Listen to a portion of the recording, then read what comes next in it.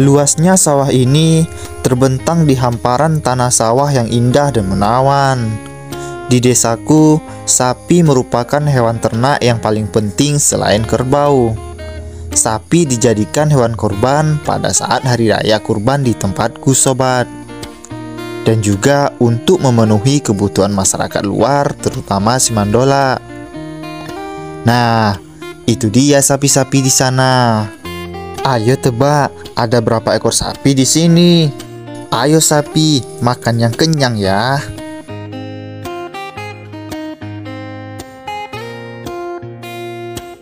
Setiap pagi, sapi-sapi ini dibawa ke sini, sobat, untuk mencari makan di alam.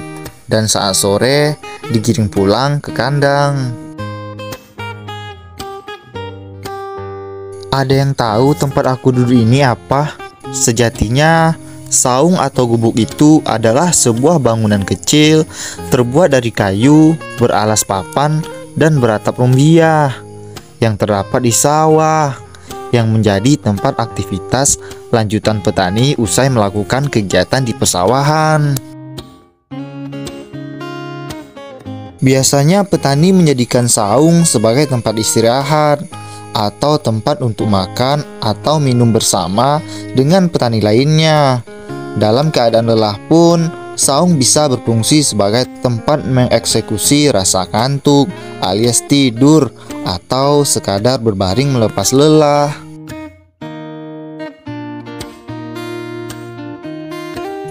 Saya melihat ada nenek-nenek yang sedang mencari ikan, sobat, dengan cara yang tradisional.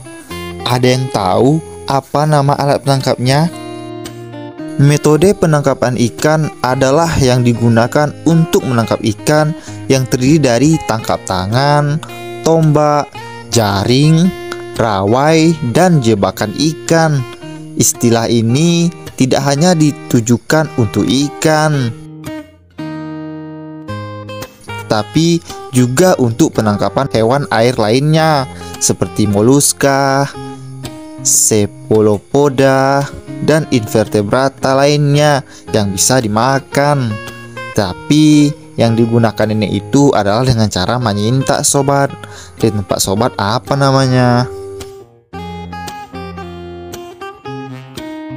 Singkat cerita, karena angin berhembus cukup kencang, saya memutuskan untuk bermain layang-layang, yaitu permainan masa kecil zaman dahulunya.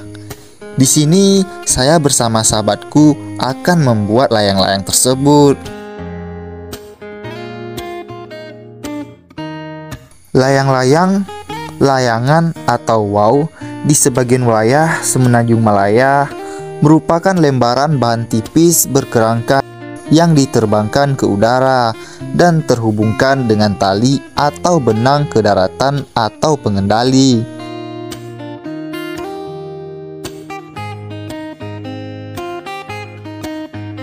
Layang-layang memanfaatkan kekuatan hembusan angin sebagai alat pengangkatnya. Dikenal luas di seluruh dunia sebagai alat permainan.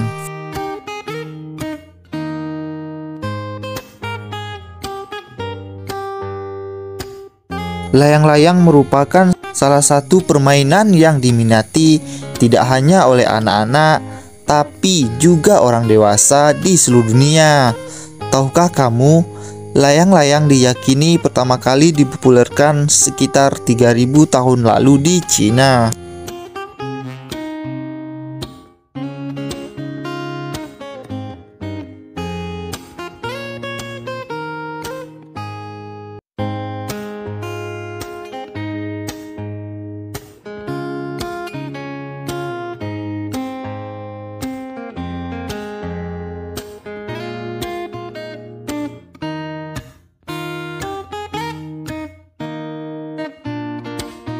Layang-layang memiliki fungsi ritual karena mainan tradisional ini dimainkan pada ritual tertentu.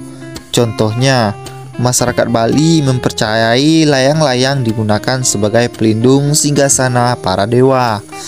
Dewa layang-layang di Bali adalah Rare Angon.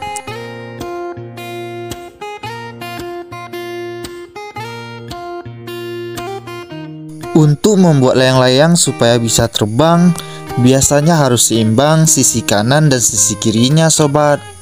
Tetapi karena aku sudah lama tidak membuatnya, mungkin tidak bisa menerbangkan layang-layang lagi.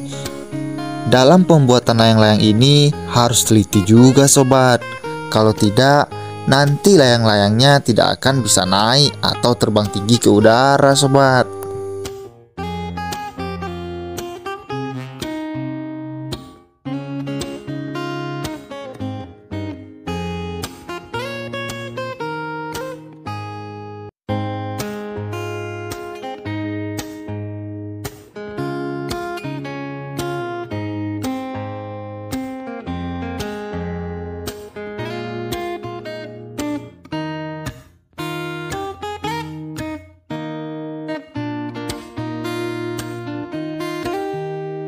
Nah, di sini saya sudah siap membuat layang-layangnya sobat. Di layang-layang tersebut tertulis angka 78 sobat. Angka itu menandakan bahwa hari ulang tahun Republik Indonesia yang ke-78 sobat. Semoga Indonesia semakin jaya dan maju ya sobat.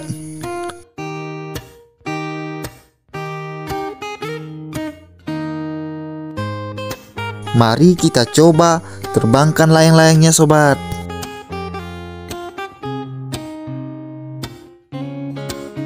Setelah dicoba untuk diterbangkan, ternyata layang-layang yang sudah kita buat dengan sepenuh hati tadi ternyata tidak bisa terbang sobat.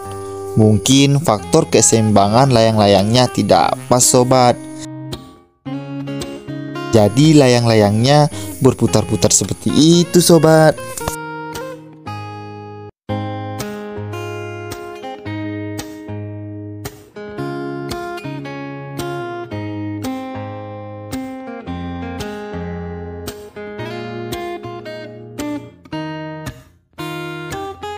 Sampai di sini petualangan saya.